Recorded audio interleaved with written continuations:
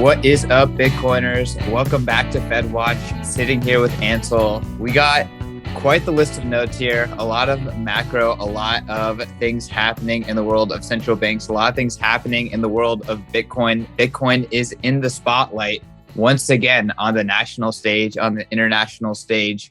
Ansel, how's it going? Long time to talk. Yeah. Oh man, good to see you. And yeah, it's going great. Lots of, we just talked last week, but so much has happened in that week that it feels like a month ago. Yeah, well, I mean, when this news hit 2 weeks ago about the infrastructure bill, that's kind of been dominating the headlines. But that may be the Bitcoin headlines, but a lot has been happening kind of in the world at large beyond that. So I'm excited that we're going to be able to not only dive into like the latest with this infrastructure bill, Bitcoin's dynamics with the infrastructure bill, but also catch the listeners up with, what else is happening in the world, because it's not just this infrastructure bill, even though it's kind of been dominating the Bitcoin news cycle. Absolutely. And I did throw these kind of outline for us, threw it together. And I did mention the infrastructure bill at the end.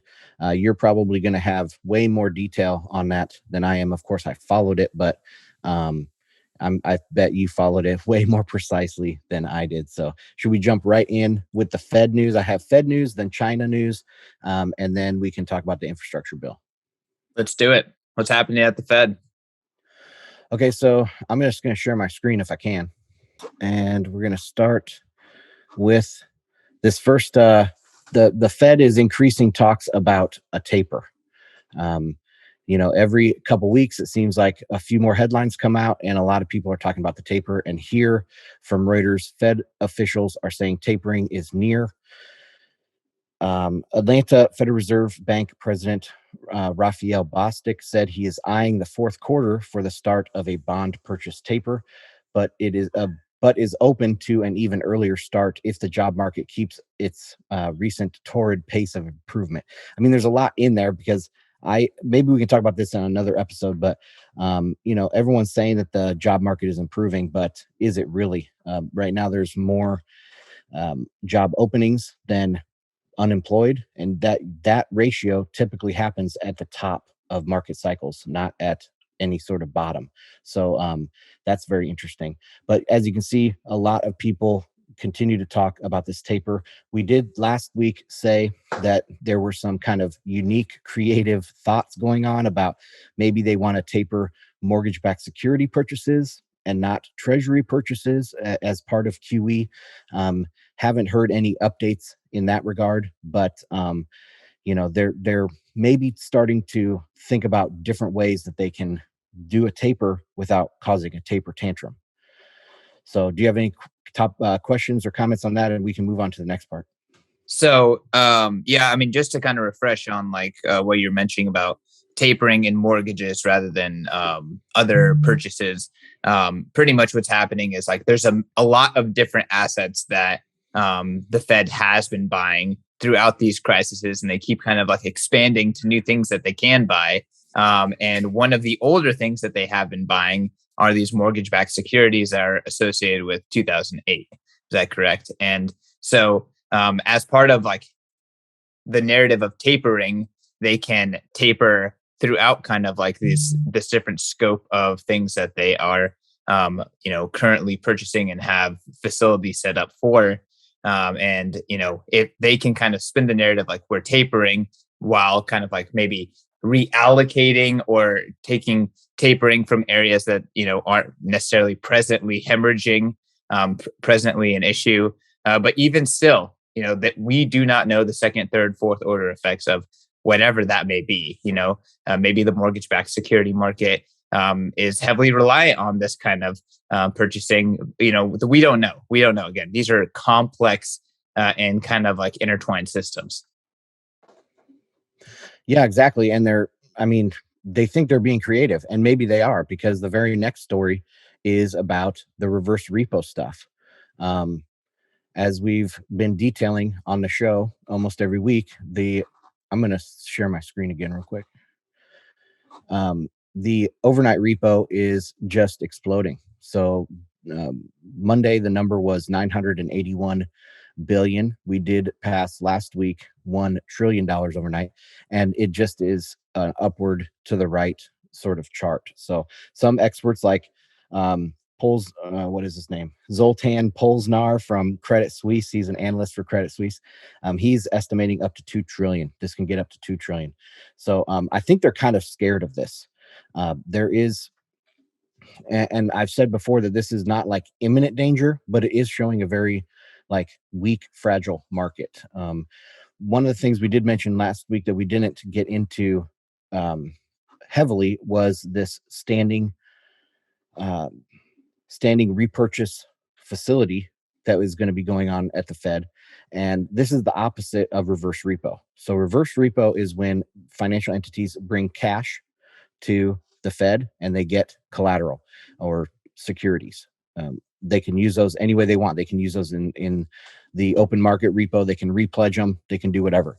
But this repo facility is the opposite way. So the banks or the financial entities will bring the securities to the Fed, and the Fed will give them dollars. Now, one of the things during a taper tantrum, or maybe even a double dip recession or something like that, there is this collateral shortage can very quickly turn into a dollar shortage. So I think that's what they're kind of worried about in this creating this standing facility is another taper tantrum like we saw back from when they tried to taper the first time after the great financial crisis. And if it turns into a dollar shortage, they want to have this standing facility ready to go. So instead of selling these U.S. treasuries on the open market, these entities can go to the Fed and repo them. And that has a way of keeping the prices high. Because if, obviously if supply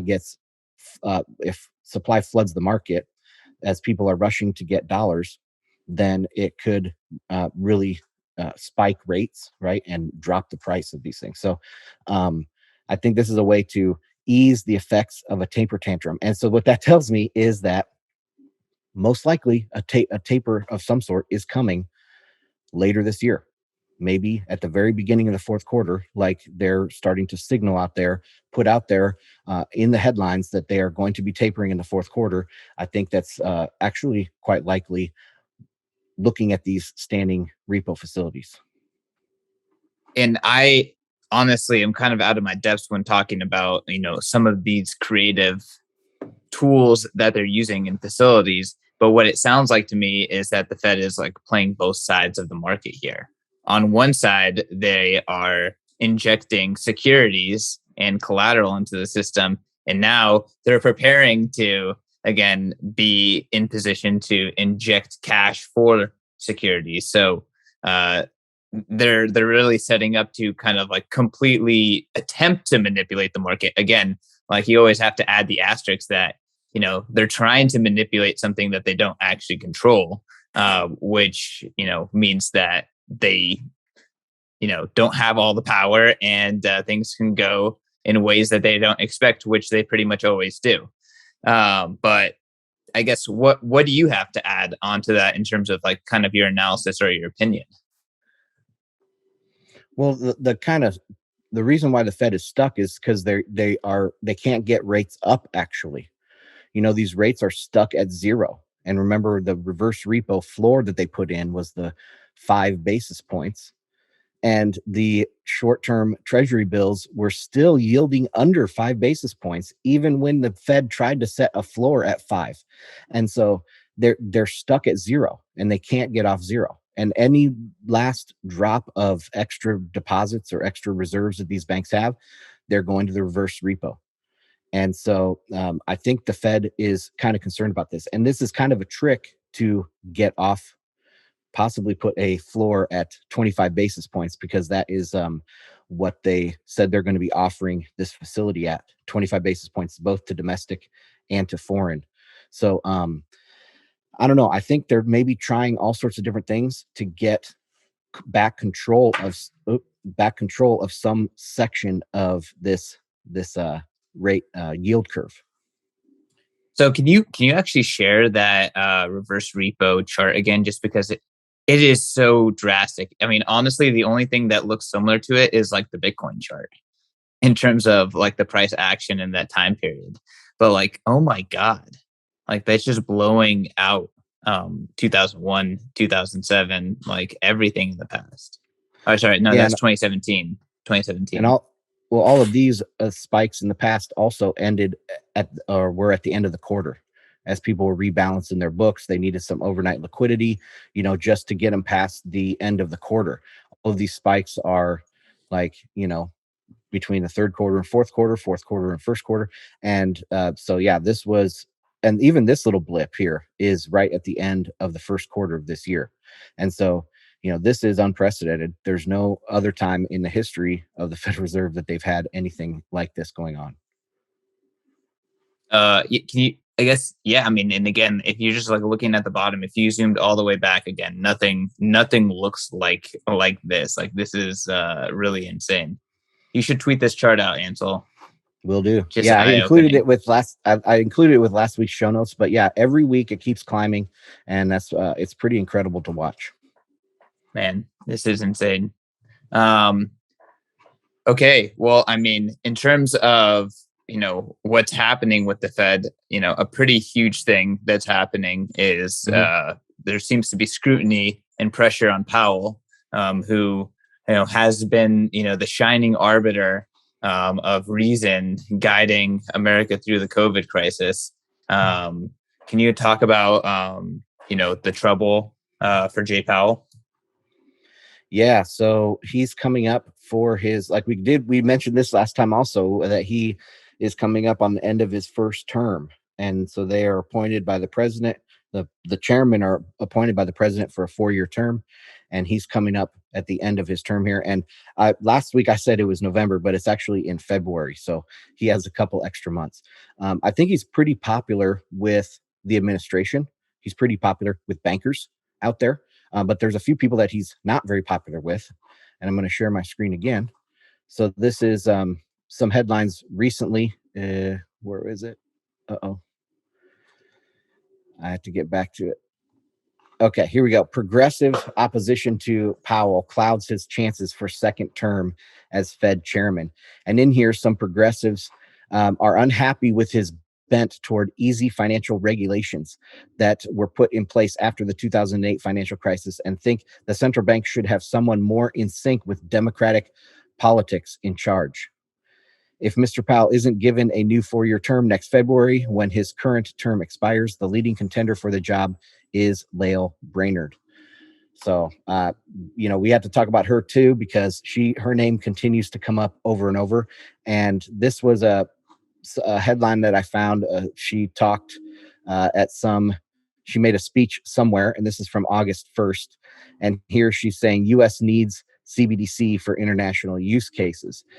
In here, she's quoted as, the dollar is very dominant in international payments. And if you have the other major jurisdictions in the world with digital currency, a CBDC offering, and the US doesn't have one, I can't wrap my head around that.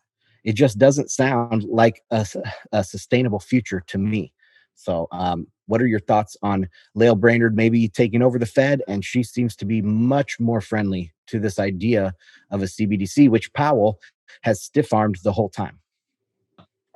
So in terms of Powell and his opinion towards CBDCs, he's pretty much been stiff arming it. But I guess like in the last month or so, he has said positive or progressing research on CBDCs. I think the Fed is releasing a white paper soon, stuff like that. So maybe there's just a lot of pressure, to get in on the CBDC game. Personally, I think CBDC is the next, iteration of blockchain, not Bitcoin. It's CBDC, not Bitcoin. Like we need to innovate in this area. So it's going to be a colossal waste of money and potentially the downfall of a lot of central banks simultaneously.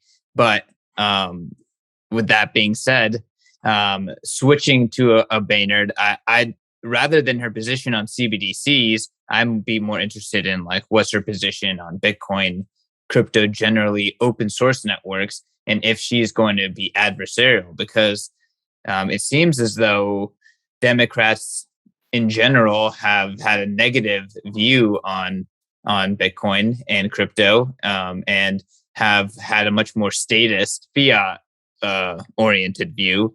And I'm curious if they will, be pushing that agenda, and what her perspective is. Is she going to be championing a CBDC and attacking open networks, or is she going to just be pro internet currencies in general? I think that's more important to me than anything, the CBDC question in general, because personally, I think it's just a false flag. Yeah, that's a great point. I don't know what her take is on Bitcoin, other than, if I can remember correctly, her past statements are, very um, just flat. Like, oh, we need to, make sure innovation happens, and we don't want to squash innovation, but Bitcoin is used for money laundering and yada yada yada. So I don't know specifically what her deeper thoughts are on it, but if she is on the CBDC camp, I mean, it makes sense that she would go down the more authoritarian, trying to squash Bitcoin route. So I don't know, but she is kind of fighting an uphill battle at the Fed. So this was another one that I wrote about just recently on my newsletter, bitcoinandmarkets.com. This is from Fed. Oh, I need to share my screen again. I'm sorry, dude. So this is from Fed Reserve Governor Christopher Waller, and he had this talk where he talked specifically about CBDCs for 30 minutes, and it was really, really good because he sounded very sane and very rational. He's, I guess, the right hand man of Jay Powell, and they are right in sync with this. So I'll just read a few of his quotes here from this video. At this early juncture in Fed discussions, I think the first order of business is to ask whether there is a compelling need for the Fed to create a digital currency. I am highly skeptical. In all the recent exuberance about CBDCs, advocates point to many potential benefits of a Federal Reserve digital currency, but they often fail to ask a simple question: what problem would a CBDC solve? Alternatively, what market failure or inefficiency demands this specific intervention? After careful consideration, I am not convinced as of yet that a CBDC would solve any existing problems that is not being addressed more promptly and efficiently by other initiatives.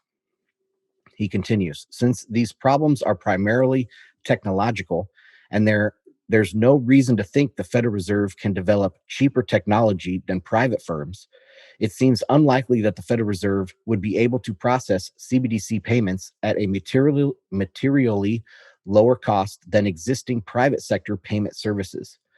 I see no reason to expect the world will flock to a Chinese CBDC or any other. Why would non-Chinese firms suddenly desire to have all their financial transactions monitored by the Chinese government? Why would this induce non-Chinese firms to denominate the contracts and invoice trading activities in the Chinese currency rather than the US dollar? So I will stop sharing. And what are your thoughts on that?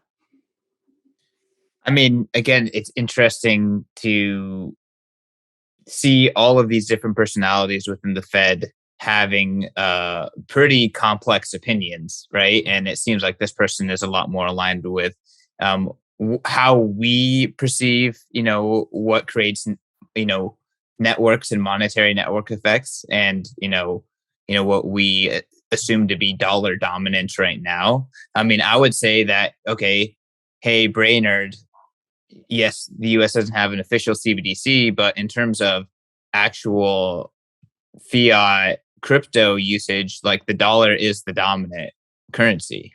And that was a free market solution, it had nothing to do with you, right? So you have USDC, you have USDT, you have all these other attempts to create dollars, you have all these other, synthetic dollars available. And it's all dollars. Like people use Tether heavily. People rely on Tether heavily. So I don't know. Tether can freeze accounts. There's a hack today in DeFi, and Paulo Arduino from Bitfinex just frozen. Don't worry about it. We're good here. So when do they start freezing other things, and people realize that this thing is very much a central, it's just one co-op away from being a central bank digital currency.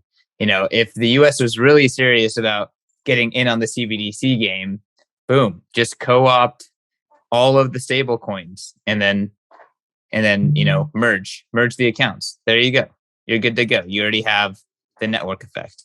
I'm curious if they try to make a move like that, or if they're stupid enough to try to just launch something themselves, right? Because that's where I really don't think maybe China has the biggest advantage on launching something themselves, but I just don't think that anyone is going to successfully, launch one of these currencies and outcompete these market delivered solutions.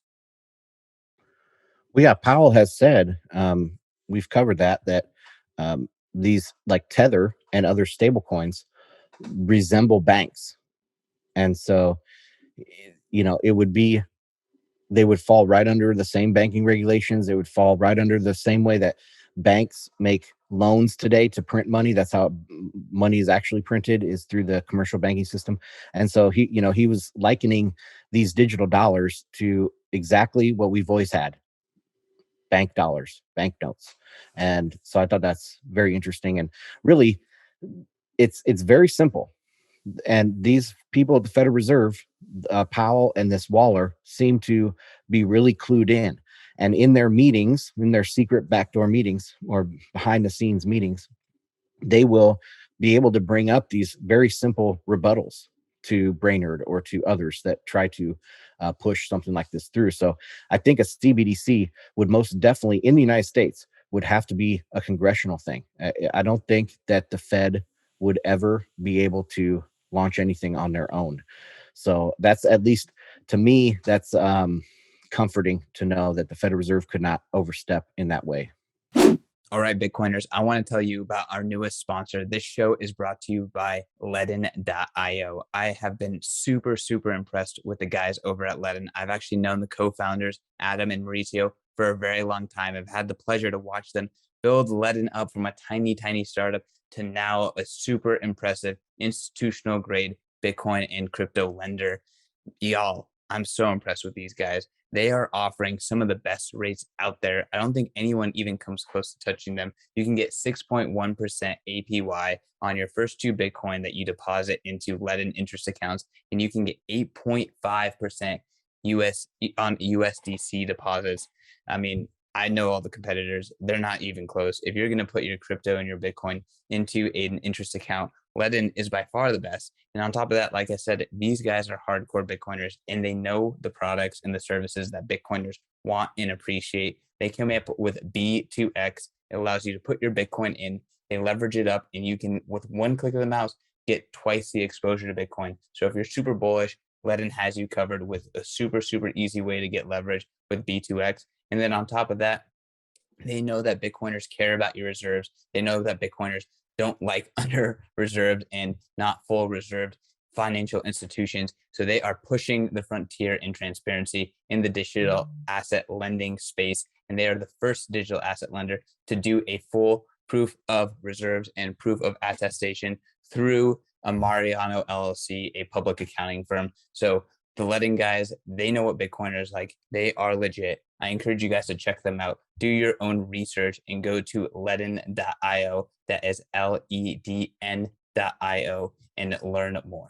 Bitcoiners, I want to tell you guys about The Deep Dive. The Deep Dive is a new premium newsletter from the Bitcoin Magazine team in conjunction with my man, BTCization, Dylan LeClaire. Dylan is such a multifaceted and wide-ranging analyst. He does everything from on-chain analytics to macro analysis to hash rate and all that kind of good stuff. He does it all. He breaks down everything that's happening every single day with his daily dive. He's going to dive into what is happening in the market that day. So that way you don't have to pay attention to Twitter. You don't have to pay attention to anything else. You can just pay attention to the deep dive, and he has you covered. And at the end of the week, guess what? You get a weekly recap. And at the end of the month, hey, we have a freaking report, a beautiful PDF breaking down all the activity of that entire month, what it means for Bitcoin, what you can expect moving forward.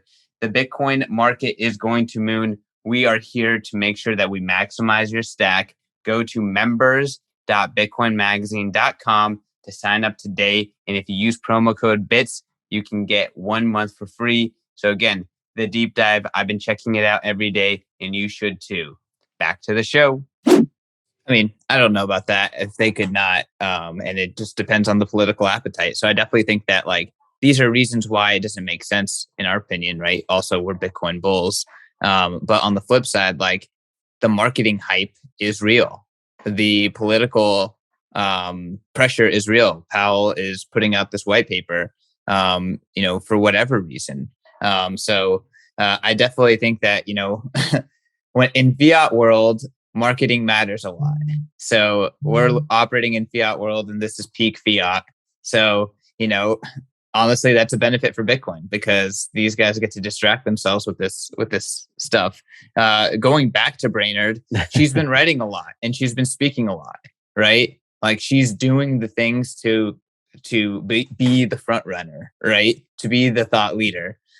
So I'd be interested to see. It sounds like Powell has a very good chance of holding his role, but it would maybe that's why he is posturing now. They say like, "Oh yeah, I'm open to CBDCs, blah blah blah." Like, just needs to get reinstated. So I don't know. There's politics at play here. Yeah, and there's a lot of different connections because Gensler, now chairman at the SEC, he served with MIT, right? He taught a class for the MIT initiative on blockchain and digital currencies or whatever. And, MIT is working with the Fed. And so it's very interesting, all these different connections that you can start drawing between the SEC, the Treasury, the Federal Reserve. And then what I thought, I mean, maybe we can jump into this now. I don't know, but I thought the bombshell was when the White House offered that amendment that exempted proof of work.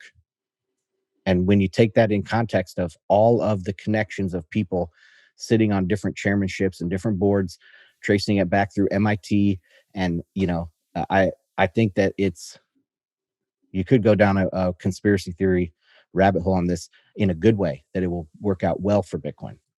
Have you thought about that?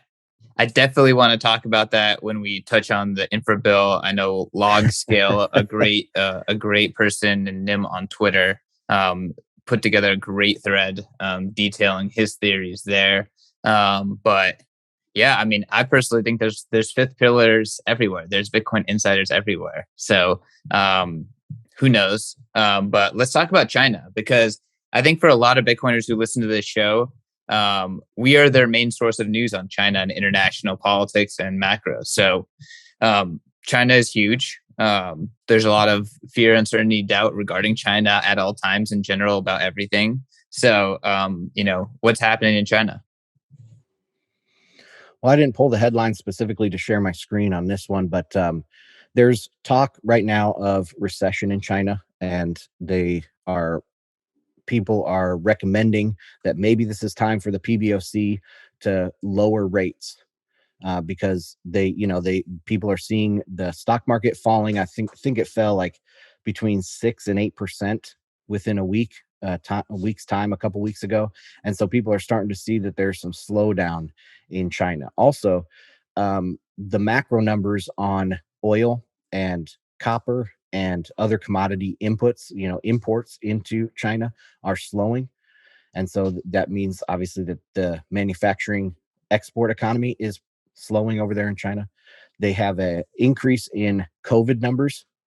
They have lockdowns going in, I don't know, I think it was over half of their provinces right now, affecting Beijing as well. They have very strict border policies, reinstated. And so COVID is really causing a lot of problems over there. And lastly, I'll just put out there the floods that they've had. They've had the worst floods in like the last 50 years recently. And this is very important for the CCP because going back thousands of years, the ruling party was always was ruling by the mandate of heaven. And that originally came about from floods. So the rulers that could control the floods, they had the mandate of heaven, and so they got to continue ruling. And as soon as there was some bad floods, then the administration or the emperor at the time would have to really worry about being overthrown, because the people would see the mandate of heaven has been withdrawn. So you have floods, COVID, recession. I think it's not looking super good over there in China.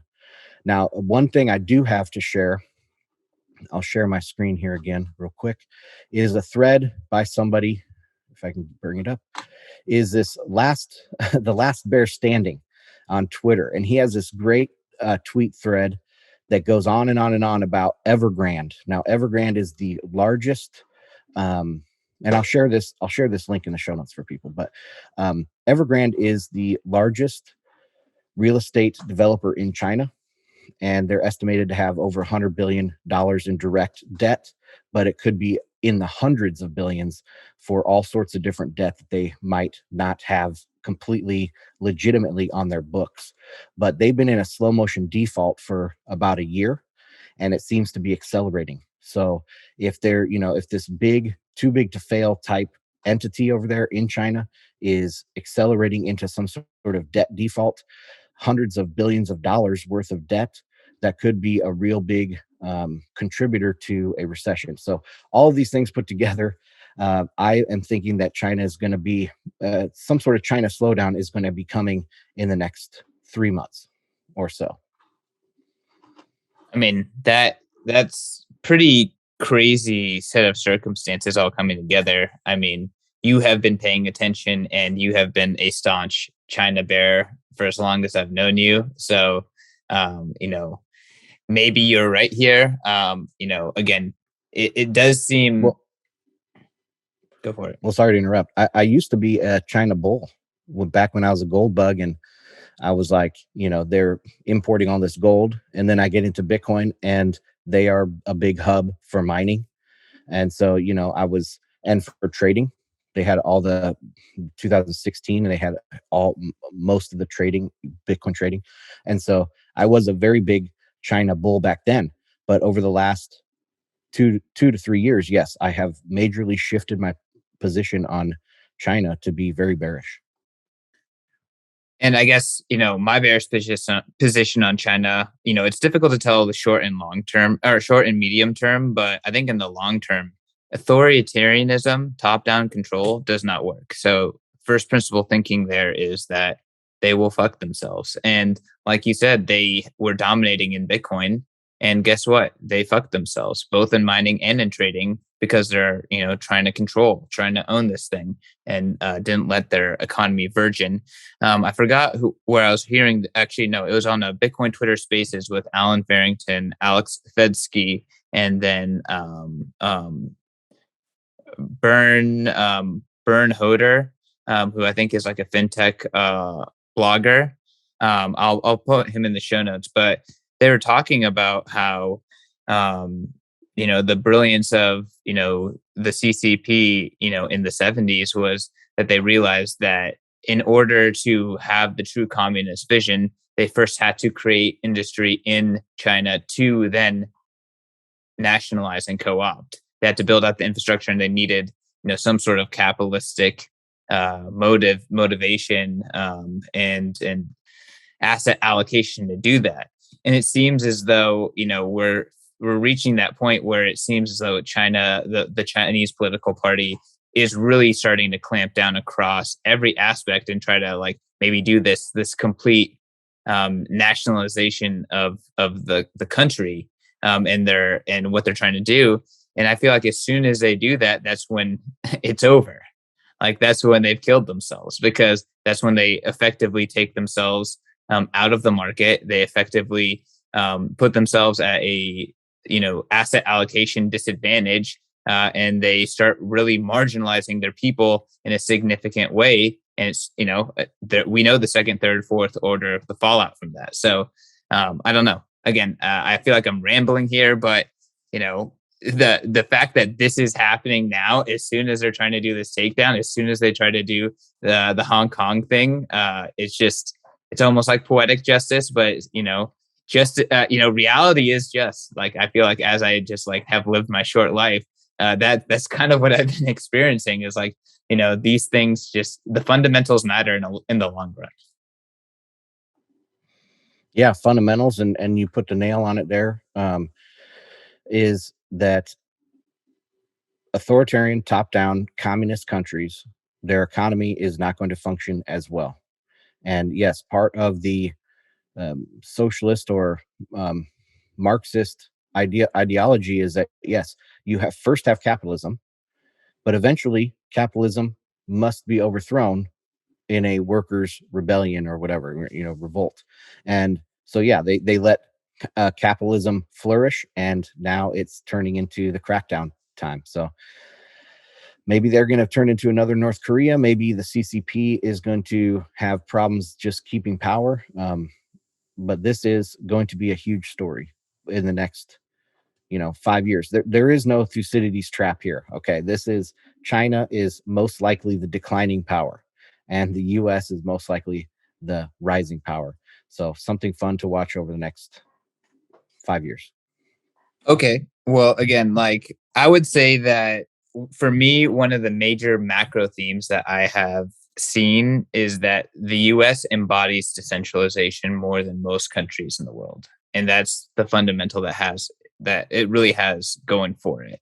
And, we've seen a lot of, like, let's just say, the existing power structure trying to do what other power structures, other government entities have done. And there are mechanisms for the people to push back significantly. And I think this infrastructure bill, with the Bitcoin community specifically, has shown that ability, right? Has exposed something to a very powerful and active and motivated cohort of people within the U.S. And that is that you can affect the political process with your numbers, right? And you can play that game in favor of Bitcoin. And I think if zooming out, just seeing other countries going back into lockdown, and the US is doing things I don't like, New York is doing things I don't like, but there's still no lockdown talk. Like, the decentralization work, Texas and Florida have put enough pressure on the other states that they can't go back into lockdown as easily. They can't crumble to totalitarianism as easily. So I'm kind of interested on what your take is on, like, how you've been digesting this infrastructure bill, how you've been witnessing the US's anti-fragility and decentralization, and I guess even choice market dynamics in play compared to other countries throughout the last 18 months, 2 years. Well, just to start off with, as a disclaimer, I am a staunch libertarian, anarchist type, crypto anarchist. I think the less intervention, the better. The less government that we have in our lives, the better. But I thought it was interesting. I saw somebody on Twitter say, when they said, "Oh, one senator from Alabama, some 87-year-old senator from Alabama, was able to stop this new language from getting in the bill," and somebody was making somebody from Europe was like making fun of the United States, like, "Oh my gosh, this would never happen over here." But it's very interesting that it had to be a consensus vote, and that's very decentralized. I mean, that protects the minority very well. If just one, objection can cancel the whole thing. So I thought it was kind of fitting, actually, that this came down to a consensus vote and it didn't pass. So yeah, I think that this whole stuff, I did not like to see people jumping behind certain people out there that were lobbying for Bitcoin, and not even for Bitcoin. They were lobbying for crypto. And I didn't like to see people really supporting them. I don't support those people. I don't know if I should name them here on the podcast, but um, supporting these kind of questionable players out there in the Bitcoin space. Also, you saw the most outspoken people against this were these big altcoiners, Novograts, um, even people like Kraken and Jesse Powell from Kraken, and what's his name, Brian Armstrong from Coinbase. They came out and were very vocal against this. Elon Musk with his Dogecoin proclivities that he has, but the altcoiners were very upset about this, and I don't like to see that, because I made a tweet just yesterday saying something about Jesse Powell's 20-minute plea to the crypto space to support, or to call your senators and stuff. And I was like, okay, you're at a Bitcoin exchange and you do a 20-minute plea to get a call to action to people, and you don't mention Bitcoin once. He didn't say the term Bitcoin once in his 20-minute plea in the Bitcoin space. And I said, you're part of the problem. And Jack Dorsey actually responded to me and he said, zoom out. So, whatever. But it's, I didn't like this became a kumbaya moment, because I think Gensler is coming for altcoins. He's coming for centralized scams. And if Bitcoiners are going to put ourselves in the same bucket as these scams, I don't think we should do that. Bitcoin is decentralized. It's the only real project out there. And if we put ourselves in the line and in the basket with all these other cryptos, we're going to, have a much harder time of it, probably get taken down, or not taken down, but, our whole, whatever we want to accomplish in this country, in the United States, is going to be made much harder by putting ourselves in a basket with other altcoins. And so I did not like that people supported the altcoiners. All right, let's take a quick break from that episode. I want to tell you guys about our sponsor. It is Bitcoin 2022 conference. I am sure you saw the videos. You may have been there in person. Bitcoin 2021 was an absolute smashing success. It was the biggest conference in Bitcoin history, crypto history, whatever history of the digital asset sphere. Bitcoin is number one, and the Bitcoin 2021 conference is number one with a bullet. It was an absolutely incredible time. I was working my ass off the whole time, but I got to meet so many incredible community members. And I think the best testament to how amazing Bitcoin 2021 was not just all of the amazing, accolades and compliments that I got personally and our team got, but also it's the skin in the game in Bitcoin 2022. We have already sold close to 1,500 tickets. That is more than 10% of the people, everyone who went to Bitcoin 2021 have already purchased tickets to Bitcoin 2022. We have not released a date. We have not released a city. We have not released anything. That is the biggest compliment. That is the biggest skin in the game of the community being down for this conference. Bitcoin 2022 is going to be bigger than Bitcoin 2021. It is going to be better than Bitcoin 21 in every single way. And we are going to be bringing you the best opportunity to mingle with the biggest, the baddest, the most Bitcoin people on the planet.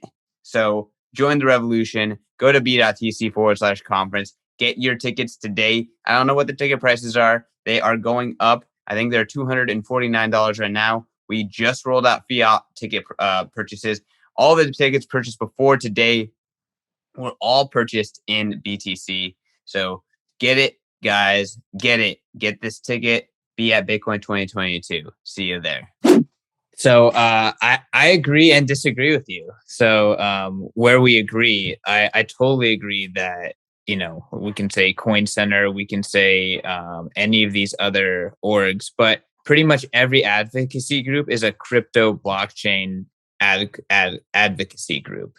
And I personally think we need advocates who are focused on Bitcoin. Like, we don't need to be lumping in altcoin asks with our advocation, right? That makes, like, most of these altcoins are security scams. So, like, why are the Bitcoin considerations also trying to sidestep, existing securities laws? Like, that's just unconsequential to Bitcoin. So I totally agree there.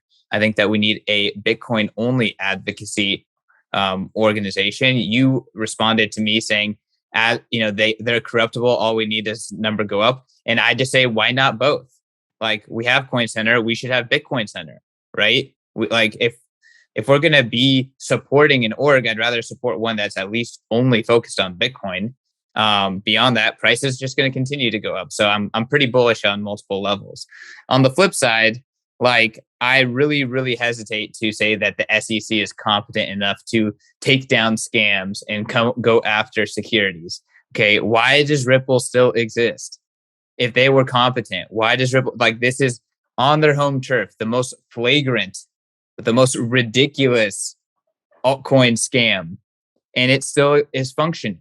And guess what? They're probably going to leave the US and continue to function despite any sort of legitimate action. So, like, get fucked, SEC. Decentralization works. And honestly, you don't have to be that decentralized to break the current spectrum of enforcement.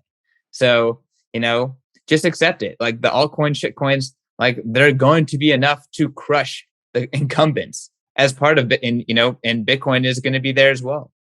So I don't know. I feel like to some degree, like siding with the SEC, thinking that they're going to do anything legitimate, thinking that they're going to do any sort of regulation can help Bitcoin and can be like effectively anti altcoin is just like, it's just not going to happen. Get real. Like these are incompetent organizations, and don't tell me otherwise until Ripple's gone, because like that is the real attack vector on the SEC. They have all these SEC lawyers on staff now. With enough cash, you can break any of these these foolish enforcement actions. So until Ripple's gone, until EOS and Block One are gone, which they won't be because they already settled for pennies on the dollar of their raise, then you can't tell me the SEC is going to do anything to stop illegal securities or protect investors whatsoever.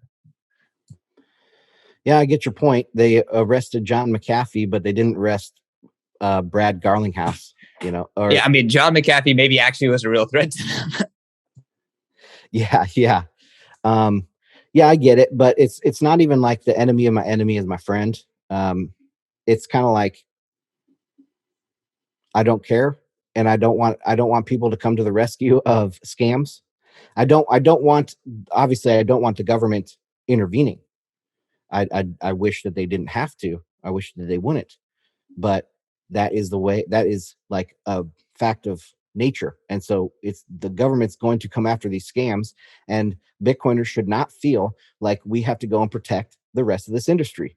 This is the Bitcoin market cap is roughly half at this time, but it's 98% of the true value in the space is from Bitcoin. And so we shouldn't have to come to the defense of the 2% that is, outsized, causing problems. So I agree. I get what you're saying.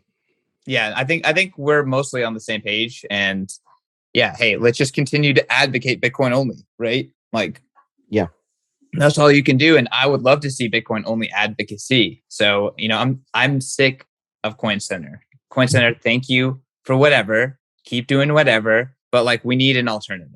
And we need an alternative that's focused on Bitcoin. I think we got proven that, throughout this process, we were shown that. Sorry, Jerry Brito. Sorry, Niraj. Sorry, Coin Center. And everyone else who's doing it. Sorry, I don't even know anyone else because their marketing sucks. But like, we need Bitcoin Center. Okay. Like we need a few of them. Like, give me 5 Bitcoin centers, and let's full swing go. Like, give me progressive Bitcoin Center, give me conservative Bitcoin Center, give me every flavor of Bitcoin Center that we can have. Like, I'm down. Let's do it. Yeah, each state could put together a Bitcoin Center, and so you would have the Texas Bitcoin Center and the Florida Bitcoin Center. That kind of stuff. Come on, Bitcoiners, let's make it happen. Like, I'm sick of Coin Center. I'm sick of the coins. We got one coin. It's Bitcoin. Speaking of Bitcoin trickling into the government, we teased this earlier. Log scale, kind of incepted this idea that, okay, well, why proof of work was that part of the Treasury and the president's amendment or backed amendment? And, it seems to be kind of like against everything that we've heard in terms of like the official narrative towards proof of work. Like, why is that the case? I've speculated, hey, they're isolating proof of work because then they can ESG attack proof of work. But, our man log scale and a lot of people are starting to think like, okay, maybe they're just trying to leave an opening for Bitcoin to be truly adopted. Let's get your take on this, because I think you found this very interesting. Yeah, I did. I'll put the link to this very in-depth thread by LogScale, and he goes through all these connections of different people working at different agencies, what they have said, not just like they worked at Goldman Sachs and now they sit on the Fed or whatever. It's actually what they have said about Bitcoin and about altcoins and different things. And Gensler is at the kind of the center of this. So I'm not going to go through the whole thing. If you guys want to look at this long thread, that will suffice. But I said 2 months ago or 3 months ago that I think the U.S. Fed is going to be the first to have Bitcoin reserves out of all major central banks. And I still believe that.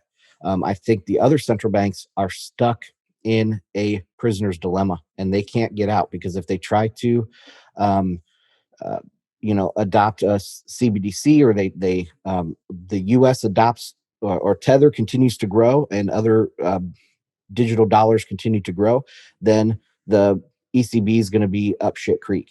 And they are stuck in a way that they have to go down the CBDC route, because any way they turn, they end up saying, okay, well, CBDC is the way to go. And so I think that they're kind of stuck in this prisoner's dilemma that they're going to have to do a CBDC. Now, that would make them hate Bitcoin, because Bitcoin offers them an alternative, offers the people an alternative.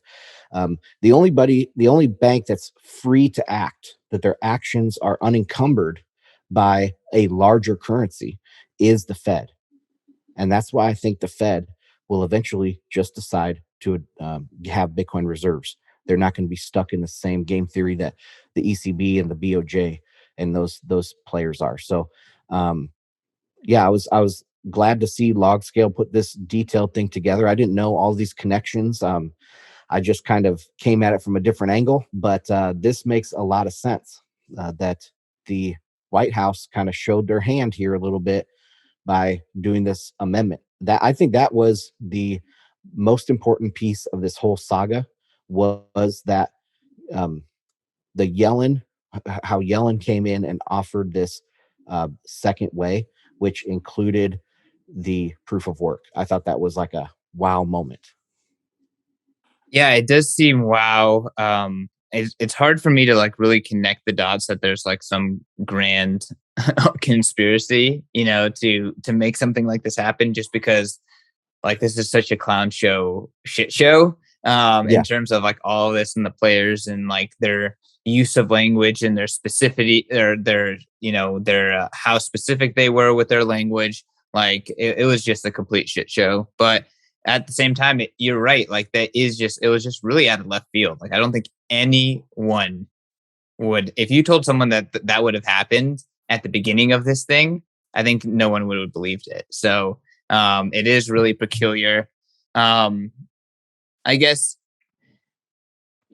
is that the way that you think, like what's the cleanest path to US Bitcoin adoption, do you think? Like I don't really have a lot of faith in the federal government as it stands right now. My faith is really in the US, is in its decentralization in the states, in the cities, and like that power and the mobility of people within, with that structure. So I guess, like, where do you see Bitcoin adoption happening? Because again, I think it happens on the city state level way, way faster than on the Federal Reserve level. yeah. I think for the Fed specifically, it's going to be through the banks. So I think the banks would probably have hold Bitcoin in their reserves. Um, and there might be some event where the amount of Bitcoin that they had, like, was made a difference for this bank, some large too big to fail. I don't know, but I think that's the best route, is through the banks specifically, and then eventually the Fed would just adopt this. Now, I think if it went just naturally, it would take another decade for this whole process to play out and the Fed to actually add Bitcoin. But this whole infrastructure bill and the White House amendment that came in with the proof of work exemption, that made me think that it's going to happen a lot faster. Like this log scale is saying on this Twitter thread, is that they could have this planned out to happen pretty darn soon, like in the next 12 months or something, that this whole plan goes into action. So we'll see. It is believing a conspiracy theory. I mean, it would be too good to be true if this was the case, but I don't know. There's a lot of these dots that are connecting through that theory. So I want to end this talk by just talking about Bitcoin price. Last week when we recorded, Bitcoin price was like 3,400. This week we're sitting at a clean 10K above that, 4,500 right now, and a lot of volatility. A lot of volatility. So Thousand. yeah, like it's just in terms of dollar terms, like it's an insane amount of volatility. But I guess let's talk about like I've been putting out this tweet like Bitcoin likes to pump when it is being attacked. It's kind of like this idea like when there are gun laws, people go and buy guns. But like the difference is that Bitcoin's price is so liquid and so fluid that you see it right there on the screen. I mean, being digital probably helps as well. So, I mean, this is a dynamic of Bitcoin that's very, very interesting, I think. And I'm very curious to hear what you think about the price action in general, as well as maybe like this defense mechanism in terms of price going up when it's being impinged on or the narrative gets scary. Well, yeah, no press is bad press for Bitcoin, and if it's in the headlines, especially if it's you know in the headlines of the U.S. Senate and causing a delay in this infrastructure bill, I think that is going to get a lot of headlines and a lot of people's attention. People might have thought it was some scam, but now at least they know that legitimate senators are trying to back this space. Legitimate, quote unquote, legitimate people are backing this space and want to have a hands-off approach on it. And it wasn't so simple to ram something through. It's not even so simple because it goes to the House and there's all sorts of different ways to amend it. And there's another 2-year period, at least, I think, right, until it gets implemented. So it's not going to be so easy. And I think people see that and they're like, well, damn, every day another person finds out that Bitcoin's not going away, and then they have to buy some. And so as if it's in the headlines and it's getting attention from senators and Reuters and Washington, the Wall Street Journal and stuff, that then the people have to buy it because they understand that it's not going away. Yeah, I mean, again, that's the Lindy, right? And I know it's just interesting how quickly the price moves, and it's interesting that there's negative news for Bitcoin, and sometimes it affects the price negatively, sometimes it doesn't. But this is like, kind of like a Well, direct attack. I don't know, but I guess you could point to counterexamples where, hey, China directly attacking their mining industry made the price go down. So not to say that that is a necessarily always a positive, but I like to think that you did point on really fundamental things happening, which is like Bitcoin's legitimacy made itself felt. The Bitcoin community's legitimacy in the US made itself felt and was being recognized globally. And, the price pretty quickly reflected that, which is kind of awesome. Yeah. And I had a point on top. Oh, also that it's kind of points out maybe some of our bias when we look at the news headlines. So we might say this is a negative headline, but it's not. It's actually a positive headline. And what's going to tell us that is the price. So if the price is going up, it's actually a positive headline that we just are interpreting as Bitcoin's under attack, and this is negative. So yeah, I think it's actually very good. It shows Bitcoin's growth and the seriousness of Bitcoin right now. It's no longer some guys in their mom's basement playing video games and having some Bitcoin. It's a real serious discussions happening, $1 trillion market. So yeah, I think it's obviously really good. Now on the price for Bitcoin right now, I think we are coming up to some resistance in the price. So this would be support from back in April and May.